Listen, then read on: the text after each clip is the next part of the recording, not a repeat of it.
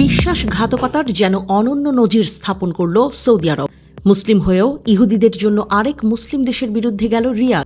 ইসরায়েলকে লক্ষ্য করে ছোড়া ইরানের ড্রোন ভূপাতিত করে নিজেদের অবস্থান স্পষ্ট করে দিয়েছে দেশটি। জানিয়েছে গাজাবাসীর পাশে দাঁড়ানো ইরানের পক্ষে নয় তারা।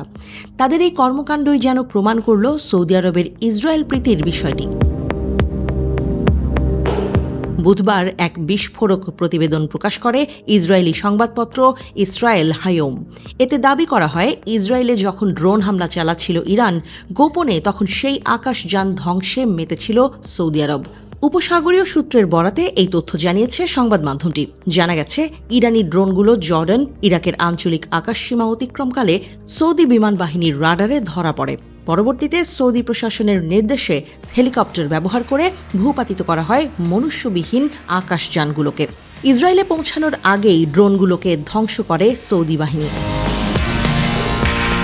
অবশ্য বিষয়টি নিয়ে এখনও মুখ খোলেনি সৌদি আরব। এর আগে ইরানে চালানো ইসরায়েলি হামলার নিন্দা জানিয়েছিল দেশটি।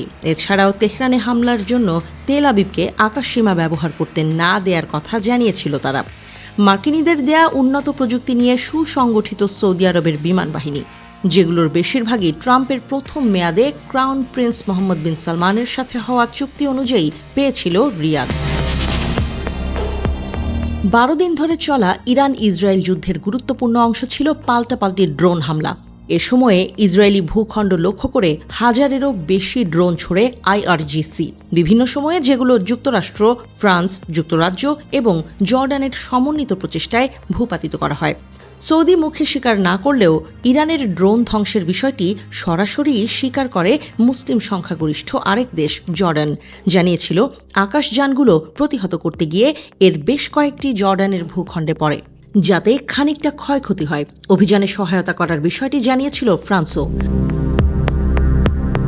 প্রতিবেদনে বলা হয়, মধ্যপ্রাচ্যের নাটকীয় পরিবর্তন হচ্ছে আন্তর্জাতিক রাজনীতি, যেখানে সুন্নি মুসলিম রাষ্ট্রগুলো ইরানকে হুমকি হিসেবে দেখছে।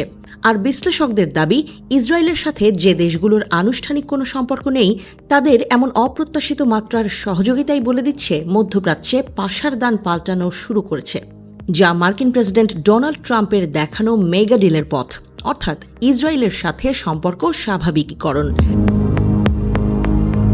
সৌদি আরব ছাড়াও ইসরায়েলের পক্ষ নিয়ে বিশ্বাসঘাতকতার পরিচয় রেখেছে আরও কয়েকটি দেশ, যেগুলোর মধ্যে অন্যতম নতুন স্বাধীনতা পাওয়া দেশ সিরিয়া। দামেস্কের বিরুদ্ধে অভিযোগ রয়েছে, ইরানে হামলা চালাতে ইসরায়েলি যুদ্ধ বিমানের বহরকে আকাশসীমা ব্যবহারের অনুমতি দিয়েছিল তারা। একই অভিযোগ ওঠে জর্ডান এবং ইরাকের বিরুদ্ধেও। উল্টো ইরান হামলা চালালে সেগুলো বরাবরই প্রতিহত করে আম্মান ও বাগদাদ। আর প্রতিবারই ঘটনাগুলোই নীরব দর্শকের ভূমিকায় থাকে সৌদি, কাতার, কুয়েতের মতো আরব দেশগুলো।